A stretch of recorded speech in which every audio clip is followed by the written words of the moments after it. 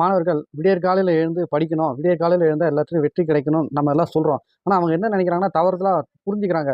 விடிய காலம்னா 3 மணிக்கு எழுந்துக்குமா, 4 மணிக்கு எழுந்துக்குமா, அதெல்லாம் நீங்கள் அவ்வளோ கஷ்டப்பட வேண்டிய அவசியமே இல்லை மாணவர்களே. சூரிய உதயம் அதுக்கு முன்னாடி எழுந்துருங்க, அது போதும் உங்களுக்கு. ஏன்னா சூரிய உதயம் எப்போன்னு பாருங்கள், விடிய காலை ஒரு 5:30 மணிக்கு இருக்குன்னு வச்சுங்களேன். சூரியன் வர்றதுக்கு முன்னாடி எழுந்துட்டாவே உங்களுடைய அந்த நாள் வெற்றிகரமான நாளாகவே அமையும். சரிங்களா? ஸோ இப்போ இருக்கிற மாணவர்கள்லாம் பார்த்தீங்கன்னா ரொம்ப அவசரப்படுறாங்க, கோவப்படுறாங்க, சின்ன சின்ன விஷயத்துக்கெல்லாம் அந்த பொறுமையை இழந்துடுறாங்க.